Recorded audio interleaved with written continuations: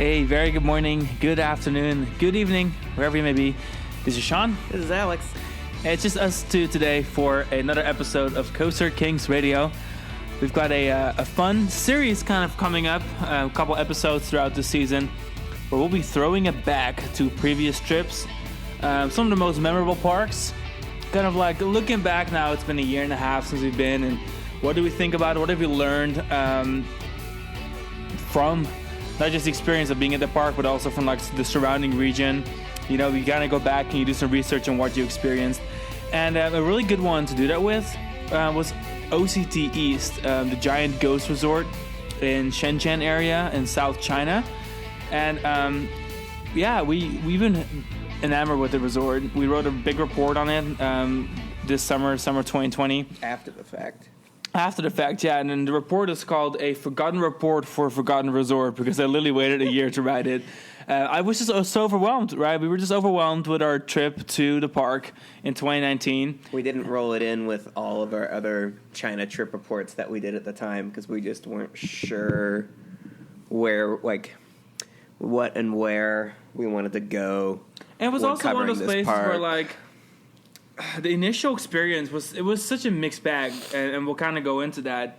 And so when it came to writing all the reports, this was one of the last parks we did, and it was kind of like, I was overwhelmed, and I didn't really feel like writing a report because I had such mixed feelings, right? And so it took a while to get those mixed feelings and sort them out. And I think over the course of 2020, just kind of reflecting back and looking at pictures, editing pictures, and then learning more about the Chinese housing market, and that's all going to play into today's episode. I learned so much about the resort, and now I'm really excited to talk about it. Kind of look back and be like, wow, what we witnessed was really almost like such a perfect representation of modern China, and we're going to talk about that a little bit.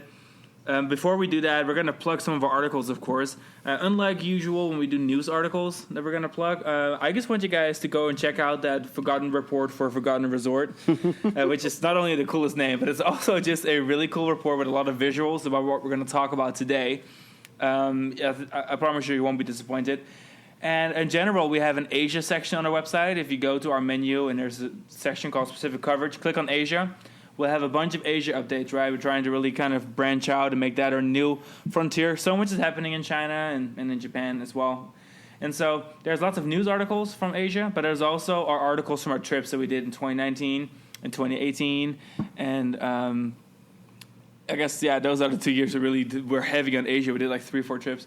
So go check those out, and I think you'll really enjoy checking out some of these other parks that we've been to, including Wuchi Sunak with Falcon and the Wind Coaster, Chamling Ocean Kingdom, which we name drop continuously because we love that park. There's stuff like China Dinosaurs Park in there with Dinoconda, Can't Miss Coaster. So definitely make sure to check out our Asia section. And if you don't want to type in the Forgotten Report part, you can also find it in the list because it's a pretty recent launch. It was August of 2020 that we launched that report. So that's definitely the plug and play part of this episode. We're just gonna kind of plug some of our articles. We also asked our social media followers. We did an Instagram poll asking our followers what they thought of OCT East. Know that certain people had already read our articles, but we still kind of wanted to gauge, like, hey, what do people know about our resort? Do people really think about the wooden coaster? Like, what is their perception? And let's go ahead and feature some. So Ari Morales, 19, we asked everybody, would you go to this park? We had a little collage, I guess, of photos and rides that we featured. And Ari Morales, 19, said yes. The park looks so beautiful. It looks like such a unique experience. And photography here would be great. Which is such a good point, because I got to rework the pictures again because now I've gotten even more into photography, and I think I can touch them up even more. But just the pictures we already have, the visuals are crazy. And she was, is it a he or a she? She was right.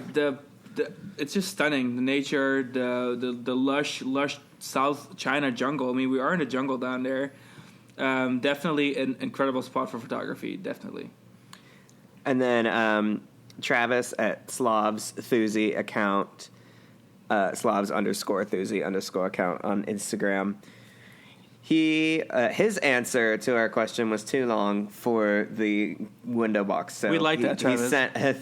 He sent us a paragraph.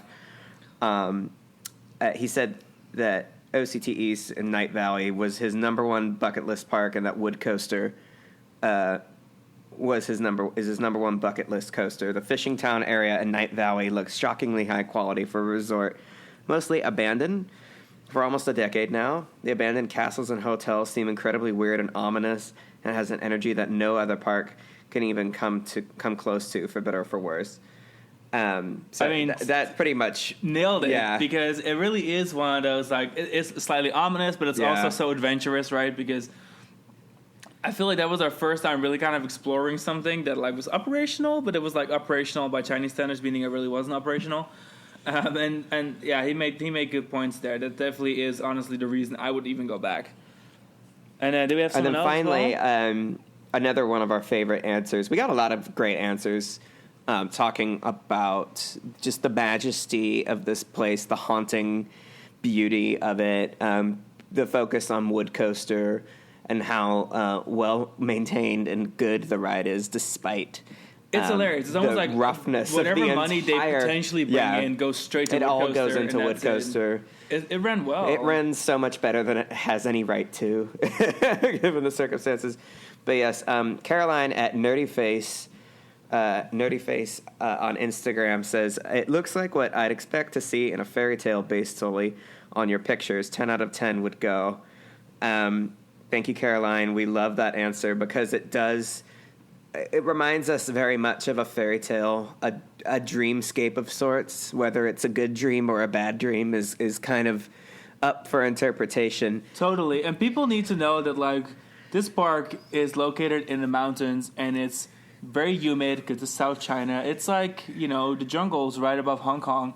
And so it really is, like, hazy, and it's tropical, and it's just, like, exploration station. There's really almost no one around, and it's such a massive, massive property that it really is, like, every time I think back to it, it's almost like this mythical idea in my head, but we literally were there. We literally did do it, and it was definitely one of the most memorable experiences of our lives. It has all of the great qualities of an amusement park nightmare.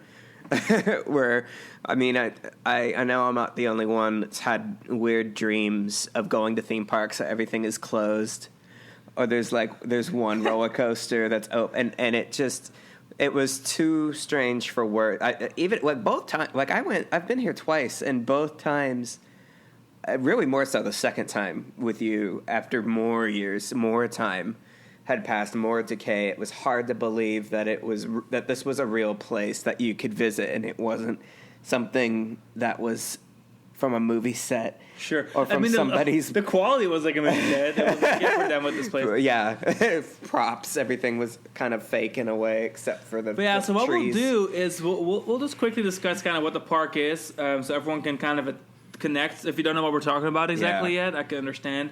And that's all some of the feedback we received in previous seasons, so thank you guys so much for your feedback. But we'll go in and explain a little bit more of the foundations of our reporting here. So this park we're talking about is mostly known to you guys probably as Night Valley. It's located in Shenzhen, Guangdong, China, South China. If you ever plan a trip down there, it's not far from Hong Kong, but it is in the mainland, meaning that you need to have a Chinese visa to go.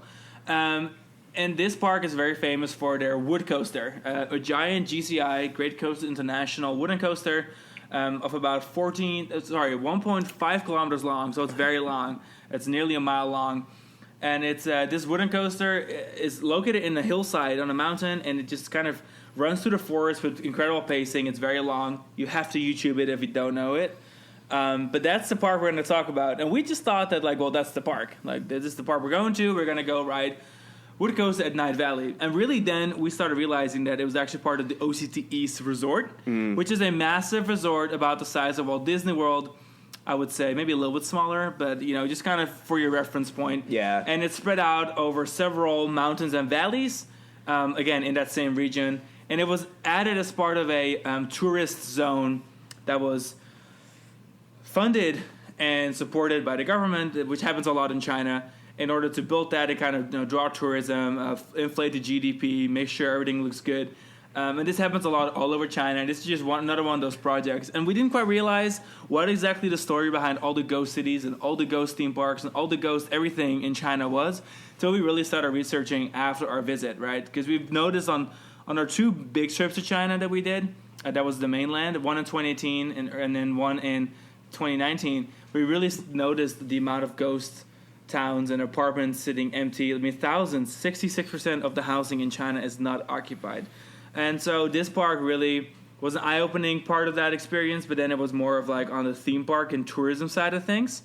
This resort is home to, technically, golf courses, tea gardens, theme park, water park, large, arena, like several shopping hotels, setups, like big Disney Springs kind of things in the sky. A giant temple section. There are several neighborhoods with villas, thousands hotels, and thousands and thousands of dormant hotel rooms. Yeah, there are some of the biggest I've ever seen. Are just sitting here, floating in the sky, abandoned. I mean, the bridges that are connecting parts of the park to these hotels that never even operated probably, literally are just falling apart. There's just like broken bridges, rusted. You couldn't cross them if you wanted, sort of thing. And it's a really eerie kind of experience. At the same time, it was super fantastical to experience that because, I mean, this was like day 11 or day 10 in China on this particular trip. So we had already seen lots and lots of ghost cities and decaying infrastructure, which is honestly just part of the modern Chinese infrastructure boom.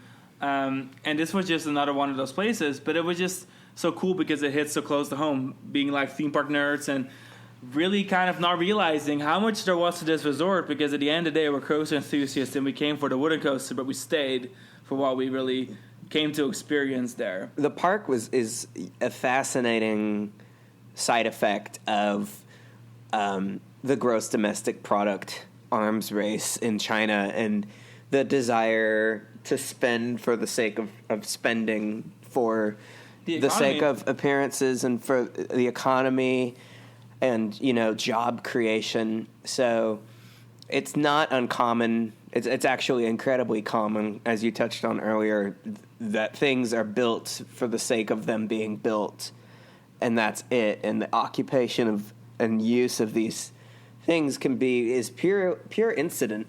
And now there are times that infrastructure is being built, like one of the many, many cities that are built within a month or two from the ground up with housing for over 1 million people and shopping malls and infrastructure, highways, roads, trains, everything you can imagine that a city needs, they're just popped out of the ground and they're heavily stimulated and funded by the government, which is just the way China does things. And then there are towns that actually do end up filling up and they become manufacturing towns, and it happens. But a lot of the times, these towns do sit empty. Even when houses are sold, these houses may not necessarily be filled because in China, for example, your home, which the majority of homes are apartment, like duplex or whatever you call it. Multi-family dwellings. Yeah, the houses in China do not mean standalone houses like they do in the U.S. It just means like apartment-style condos that are like 40 stories tall and they're all copies. Like these communities are honestly all high-rises. All skyscrapers. It's a completely different kind of housing industry. And then all these units are then bought under the impression that they're invested in, and then they're resold, So often, even though a lot of them sit empty, some of them are actually owned. They're just not used because the value of a house goes down when you touch it, which is very Chinese. That's a Chinese thing because people who then move in, or if they were to move in or buy it, they would have to change it back to whatever they want to change it to, which means that your home value goes down if you touch your home, which is such a weird foreign concept for us in the U.S. because I feel like in the U.S., like if you do any sort of upgrade to touch your home, your value shoots up because then the next person doesn't have to do it. It's like the opposite of flipping houses, where like you do not want to flip. The only way to accrue value with property in China is to leave it a blank slate or to revert it if it's been touched in any way, shape, or form, to bring it back to, reset it to manufacturer settings, and only then does it achieve maximum value, I guess, from like a potential standpoint. And sure, and so with the governments are heavily involved in building projects, even in areas like free economic zones, which Shenzhen, that part of Guangdong, is technically a free economic zone. It's actually what they call the Silicon Valley of the East. It is China's tech boom area, like a lot of money. It's actually the most expensive area of China to live, and it's a free economic zone. I mean, there's much more of a capitalistic kind of approach to things, but of course there's still government interference, and so a lot of these projects are inflated by government subsidies to develop and build these world-class, what they believe to be world-class future cities and projects, and oftentimes they just don't pan out like that. They're built, but the quality of the buildings is really, really low. I mean, we went to Haishang Ocean Park in Shanghai. We literally went a couple months after opening, and I kid you not, the ceilings of the hotel were covered in black mold coming down. It was rough. Check out the article. Some of the restaurants and stuff too. It was weird. Like, we were having a snack, and we look up, and like, okay, let's not look up again because this is disgusting. And so, bearing that in mind, a place like Night Valley, which it's only 10 years old, but it's amazing how rapid the decay is. Things were already looking pretty bleak for the resort when I went in 2015. And then when we went in 2019, it was even more stark. I think one of their most notable characteristics, and something that gets a lot of attention every time we post photos of it, is this very large, really incredible looking log flume that is opened with the resort and closed fairly shortly after. And no sooner did it close did nature overtake the ride to the point where the decay of it looks like it's so much older and has been closed for so much longer than it actually has been. And that's a theme. Yeah, that's just how much of the park looks. There's areas that look like they haven't been touched in 20, 30 years. Then you realize that the park opened 10 years ago. Old, yeah. And that happens a lot in China, where the material for some of these projects, the quality just isn't there. And there's projects where the quality is there, like their train infrastructure, their metro infrastructure. Some of their public infrastructure is incredible, and it's a human feat. But then there's projects, a lot of projects like OCT East, that are just built, and they have grand ideas, but there is no risk management. Well intended, and beautiful in its own right. And I'm sure on the opening day, this project was just a force to be reckoned with, something to really marvel at, either up close or afar. Ironically, you have like Chimelong Ocean Kingdom, just 2.5, 3 hours away. Not far. This really feels like the precursor to Chimelong Ocean Kingdom. Giant resort area on the water, on the South China Sea. And then you have, this theme park is not just like a regular theme park layout. You got to imagine yourself being in like a town located in the mountains, and then instead of like having a grocery store every other road, there's actually a ride or an attraction. So you have to take sidewalks, which I guess at one point you could just rent little cars and like golf carts to go up these roads, because they're all roads connecting each other, and then you can also walk on these roads. And so, I mean, it makes sense because OCT stands for Overseas Chinese Town. So like OCT East, is the implication is that it is a resort area that is a town. Like the theme for the theme park and the resort area is to be village, like village-like, in its execution and its appearance. So it is quite funny going to Night Valley, which is just a chapter in the overall OCT, Overseas Chinese Town, setup there. And you approach these rides on what feel like roads, streets that are paved for the use of driving, vehicles on them, golf carts and whatnot, and taking a stroll through some of the more developed areas of the park. It feels like almost like a tiny little downtown of sorts, again, less like a theme park and more like a little like a town. Sure. So yeah, now we've kind of given you this background. We're going to walk through our day and what we discovered, what we saw, and we're actually going to be following along with our own report, because sometimes there's so much that you kind of forget. There's a lot of details. So we'll start at the entrance to the park, which is very uneventful. It is kind of like this little parking lot down by the tourist town and down in the riverbed or whatever, like in the bay. It's facing a delta. And like, you don't even really see the park because you're so incredibly far away. This park is by far the largest single gate we've ever been to. That probably even exists. And so you're down there and you see a stadium, which is a big stadium for special events, and that's kind of like the only thing you can really see. And then in that stadium on the side, you can actually purchase tickets.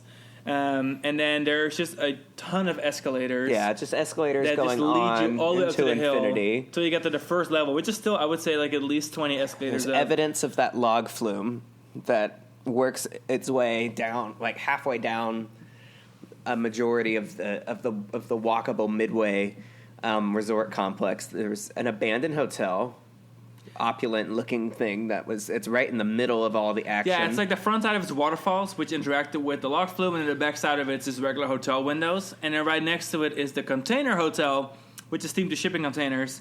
I mean, you can go and look quality. And we're pretty sure that we're employees of the park just live there. We walked by it last time, and it was like we could look in the windows, and there was like floor to ceiling clutter, and it was like we don't even want to really know what's going on. These hotels made them operator for like a season or two, and then that was that. And then so there's all these attractions scattered throughout, right? So one of the attractions they have is a splash battle. I don't even remember exactly where the splash battle is because again everything is so dislocated from each other. There's no areas really. There's like one little area with the Pizza Hut and the splash, like the shoot that was added later because they closed the lock flume and they built over it. Yeah. And that's kind of like in the same general vicinity as the two banner hotels are.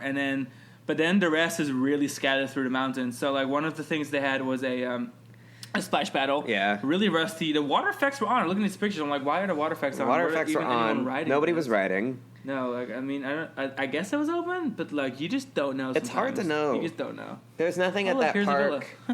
There's nothing at that park that necessarily appears to be open, whether it's open or not. Oh, I guess now I made the connection. It's like a western town and like an alien.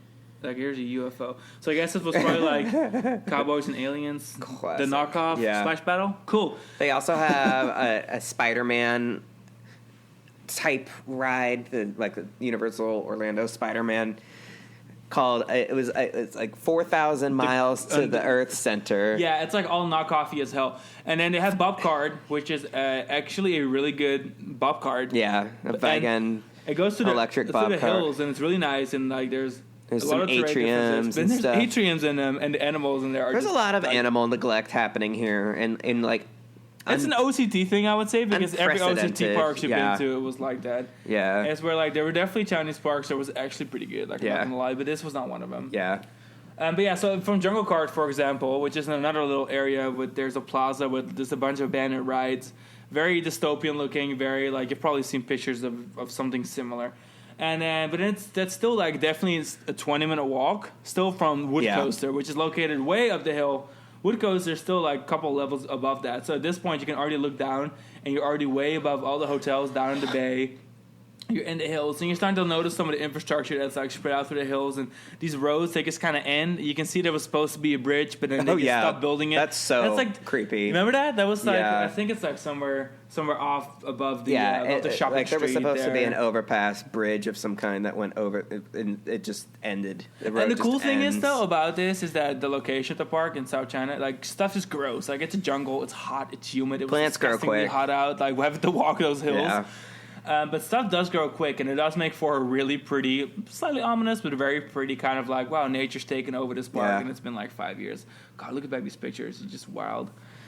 And then, so we'll talk about Wood Coaster a little bit. I guess right now is a good time. So Wood Coaster is the crown of the main walkable amusement park area. I'd say it's like a mile's walk from the entrance of the park to Wood Coaster. Bless that it's running. And there's there's a few ways to get up there. You can either go through the abandoned looking but still somewhat occupied zoo exhibit with a bunch of neglected animals, or you go up through the little downtown, little like Fisher Village area. But either way, most passable midways from the entrance, starting at the entrance of the park, eventually lead to Wood Coaster, and then the rest of the park beyond Wood Coaster is accessible via gondolas and or a funicular, and from there you can see quite a bit more of the resort area. But as far as the Night Valley portion of the resort, the Wood Coaster is the focal point and pretty much the only thing there that seems normal-ish. Yeah, even then, it was one of those things like, so we rolled up to Wood Coaster, which is, again, quite the hike. And then you get there, and they only run the ride every 10 minutes. And then you have to wait in the queue, and every 10 minutes they let you up to the station. They fill all the seats, and then they dispatch it, and then you wait 10 minutes. And there were some people there. Like, I mean, it wasn't much. But the 10-minute interval made sense. In order to get, like, a couple of cars full, you had to wait 10 minutes. It's nice getting a full train. And so, since we were just kind of standing around, we were always kind of the front row, which was nice. Yeah. So that was good. And then, but the thing that was weird is I just didn't understand what was going on. So then there was a photo booth, and the photo booth was selling photos, and then they had like this like party in there with the number 10 everywhere. Like it was a 10-year anniversary. The ride had been open for 8 years. I was like, what are we celebrating here? But I wouldn't be surprised if they literally are acting like it's some sort of celebration that doesn't exist. Because no one knows when it was built. But it was like, they were selling the 10th anniversary of the ride, but the ride literally was not, like, was 8 years old. So I didn't get that. Even the resort wasn't quite. I mean, maybe they were just preemptive in the 10-year anniversary. I mean, it was the only thing. It was just kind of. But it's a little. And then from there, you can actually take a bridge to the zoo, which we'll talk about later. Yeah. That's how we finished. But and then you have more walkways up to a stadium that is a special effects show where like a temple has like a massive flash flood and it's like a stunt show. So there's a couple of Russian people that work there full time. That show was actually running. We saw it from up in the mountains when we were somewhere else in the resort. After the gondola ride up to the top. And near the exit to the stadium is where you can find the jellyfish market. Jellyfish keychains. You can buy live jellyfish and keychains. It used to be turtles. Yeah. I guess that when I went in 2015, you could buy live sea turtles, which is not uncommon for Chinese Chinese merchandise. Collecting live animals and selling them as disposable accessories, where like you wear it as part of your fashion, and then the animal dies and you just throw it away. Like, unfortunately, that's a thing. Yeah, we're not condoning it, but we're just saying there's a lot of that in Asia in general, and you can kind of just get used to it. Like, you can bash all you want as long as they make improvements, and I guess that's all I can really. Yeah, I mean, we saw some good examples we think animal welfare is something that obviously in several places in the world could use some improvement. China's definitely no exception, but at least there's industry leaders like Chimelong Group that are demonstrating an enviable animal husbandry and animal welfare environment in their theme parks. So definitely, I mean, it's not all kosher, but it's definitely an improvement over what is happening in some of the other parks. It's like SeaWorld level, except for the SeaWorld doesn't have any wild caught animals anymore. In recent history. Anyways, so then we took a sky ride up to the top of the mountain, which we could see like way down and where we were hanging out, which is already like way up from where we started. Yeah, we could see way up in the mountain. There were booster rides, and we saw a sky ride, and we saw like a viewing platform, and one of those like U-shaped, like shoe horse looking glass platforms that I wanted to go on, but it was already closed because I guess that it didn't work out. It was broken. But anyway, so we took a sky ride up. Really cool. Like, we got to go by this village of villas, 3-story villas in the mountains, streets, infrastructure, everything completely abandoned, as you can figure. Almost eerie because these are just like full fleshed out resort towns that are there's literally just nothing happening. I think I may have seen like one car, and it was like a little OCT East maintenance car with like this woman sweeping the street. I was like, what are you sweeping, sweetheart? Like, maintaining these resorts, maintaining these grounds, and the very same grounds whose bridges across the canyons have been eaten away by rust. So we got up there. Speaking of rust, the bridge was still quite rusty. It was like a giant observation bridge, which is really cool because that's when we realized that we were way on top of the mountain and we saw like all the park and Night the altitude Valley. Was incredible. We were easily really high 300 we were meters on top off of a mountain of sea level, and we could see the town below us. And then we looked over on the other side, and that's when we made the connection with the park map that said like, oh, here's the tea garden, and there is a golf course, there are temples, there's other there are little hotels. towns. And we're like, oh, okay. And then we looked over, and there was a sprawling, massive resort just on the other side. And then there was a lake hidden there with more houses and like villas around it, and then there were hotels.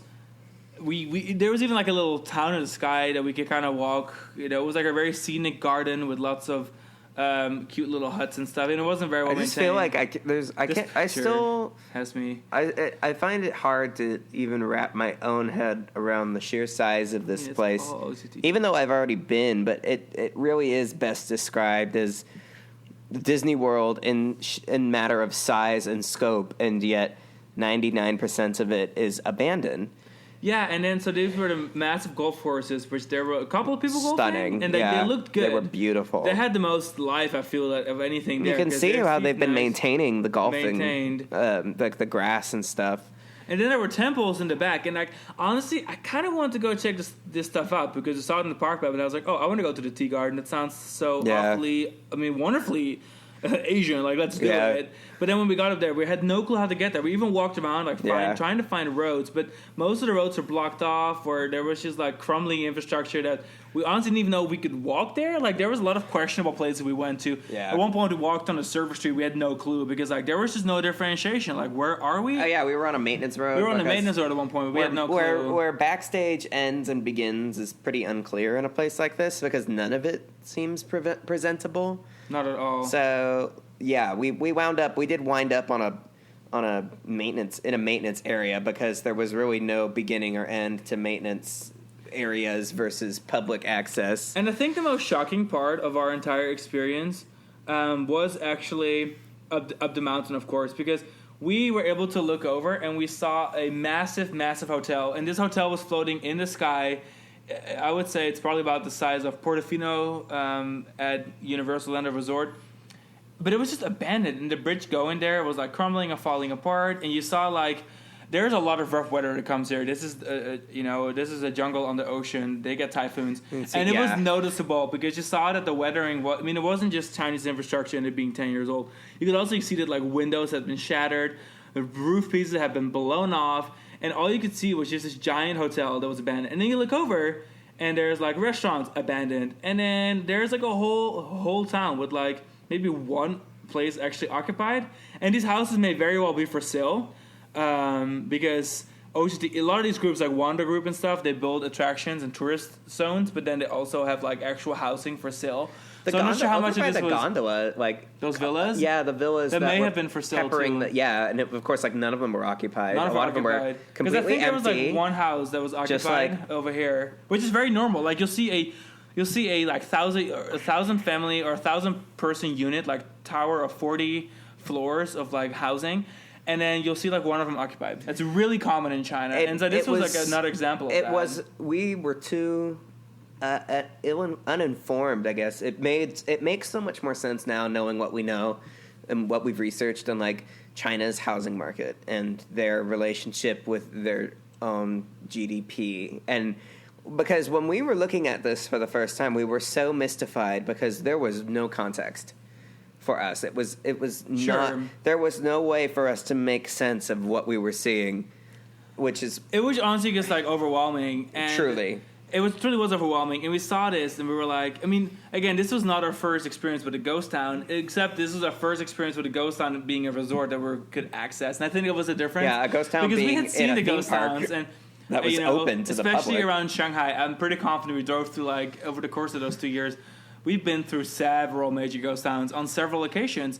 But this was the first time that it was like a resort that was abandoned, and I guess also probably housing that was for sale. Yeah. But it could as well be like a golf course kind of estate, right? Because these are also where the golf courses are. But yeah, so these roads, there's like one vehicle parked in front of this one house that is occupied with a Chinese flag, and that's how we know it's occupied.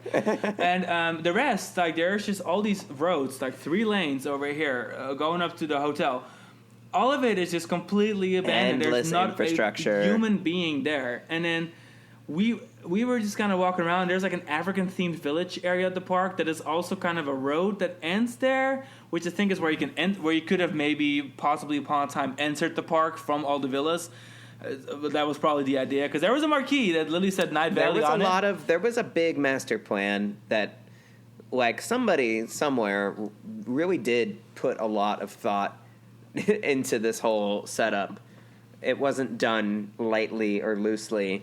It was only just that it was built and left to its own devices, and I don't know if this was necessarily, because I don't know if do people really design things like these just for them to rot? Maybe. But then I can't help but wonder.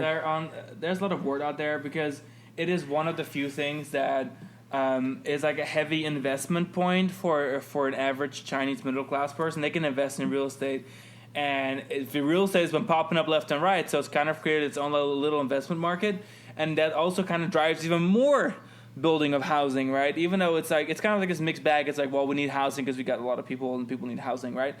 And there's also this like people just buying housing and uncontrollably buying housing to kind of have like investment in real estate. And so that has been like a mix, and I don't know the details. And if we say anything in here it's incorrect, we do apologize. This is a vastly complex issue / situation in China that it's really hard to get your hands on unless you have like first-hand experience and then like learning about it, because the markets and economies in China are just not easy to study from your home, I would say, honestly. Something that's kind of interesting about this is like the ghost cities in China are really not meant to be seen by Western eyes.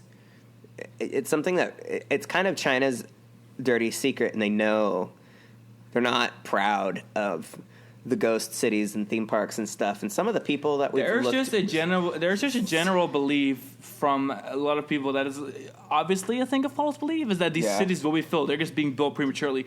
And I'm not sure if that's really. I'm not sure that's like an accurate view, but a lot of people do think that. It's just interesting. Like some of the people that we've seen their research on the, they almost get kind of heckled for being Westerners that are bearing witness to all of this. So I wouldn't expect to go into some ghost city, as an American in China and get away with, being there and not getting heckled. It's just, which is what's crazy about OCT East, is that it's a theme park that we paid admission to go to see all that's there. And in retrospect, I wonder if like anyone there felt uneasy that we were clearly not Chinese people. You know what? I don't think that the people that we encounter, that's really something that they feel like, because at the end of the day, we're obviously tourists, and we're obviously just there to ride a roller coaster. They probably have more important things. You know what? Then I don't even think that a lot of people that we interact with in China are really like that aware of like, that we could maybe notice, because for them it's probably the most normal thing in the world. So, but enough of that, like what Chinese people think and that sort of thing. It's just kind of going back to our experience. There's a lot of pictures we have of this on the website, and you kind of put it to imagery. You can kind of really see how things are just kind of rotting away while being overly ambitiously added. I mean, again, this is the size of Walt Disney World we're talking about. It's just funny how some stuff just seems to be functioning without a hitch, and in this place that is otherwise overwhelmed by decay. Like, it's surreal that things like the wooden coaster and the shoot the chute ride are just open and operating and kind of have this very like business as usual when they're functioning in otherwise a decomposing resort. And like talking about decomposing, there was a giant zoo / aviary on the map.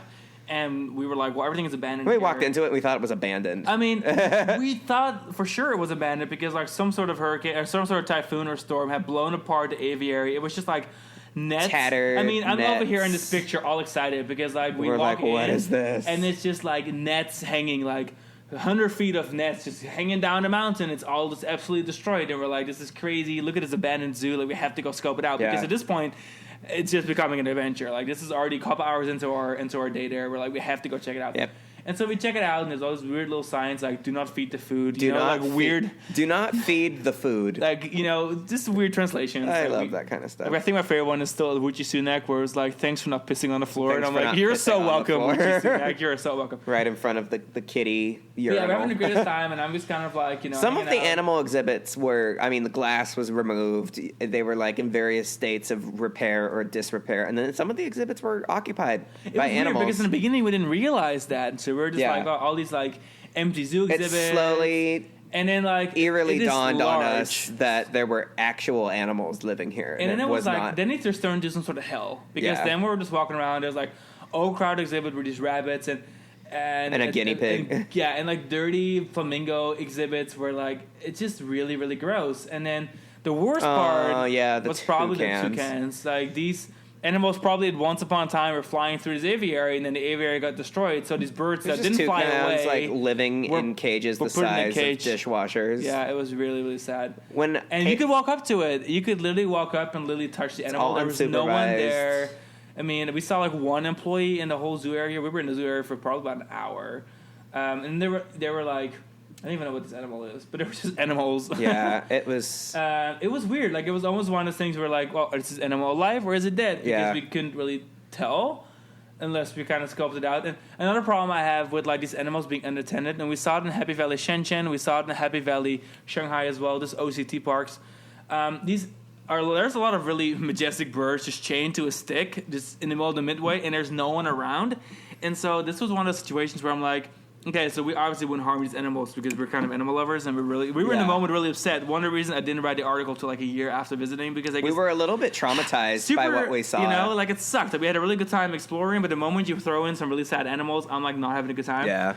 And so this was one of those moments. But what we saw a lot is that like animals are unsupervised a lot in these parks.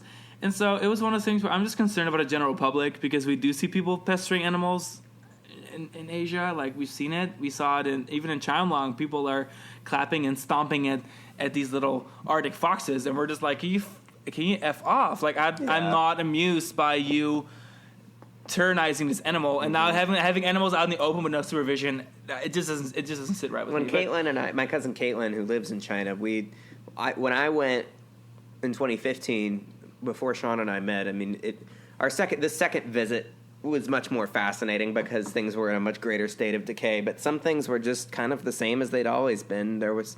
I was looking through my old trip report from 2015, and there's, the birds in small cages, animals that are clearly in distress with birds, like plucking their own feathers off, and, the sea turtles and jellyfish, for sale, and keychains. It's just crazy how some things just don't change here. Yeah, and it's kind of honestly just a sign of that part of the world, because our first couple parks in Japan, we were not satisfied at all with what we saw. Yeah, you would think that Japan would have, Japan's animal welfare is really mixed. There's some great places.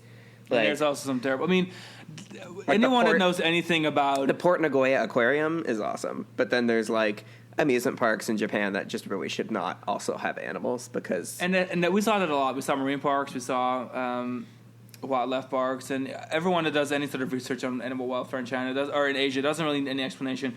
But I don't want to focus on that too much. I think that the best part of the day was probably being upstairs and seeing the whole resort and realizing where we were. Yeah. But then I think that after the animals kind of put us down a little bit and it wasn't very exciting, we then walked down accidentally on the wrong side of the park where I guess the service streets were, under the hotels and stuff. We noticed great pictures of the log flume. The log flume. We really started noticing snaking its way down. Yeah, the abandoned log flume that's just been overgrown by nature, and we saw old infrastructure and midways and buildings and drops and flumes, and this flume was massive, and it went through hotels, and we saw this hotel lobby that also had like the flume going through it, and it was all abandoned. And then I guess the waterfall feature that was supposed to just be really scenic was still working. That was really cool because we still had to make our way down to the front of the park, and even where the log flume is at, that's still several hundred feet above the entrance to the park. So we really were like scoping it out, and we were noticing how incredibly massive some of the parts of the park were that aren't even open to the public anymore. We just happened to accidentally stumble upon them. It's ironic that this log flume This log flume was easily like the greatest log flume ever built. Yeah, God, I wish I could have ridden that. It's unbelievable how it was probably at least a mile long. And all of these drops. And it's pretty now. Scaling and cascading around this resort. It's just unbelievable how much there is to this ride. Just look at these pictures. The flume. That was really quite tragic. That the flume was the longest and greatest log flume ever made was only open a couple years, if at all. Who knows? This is China. It may not have ever opened, or maybe it was open for, who knows?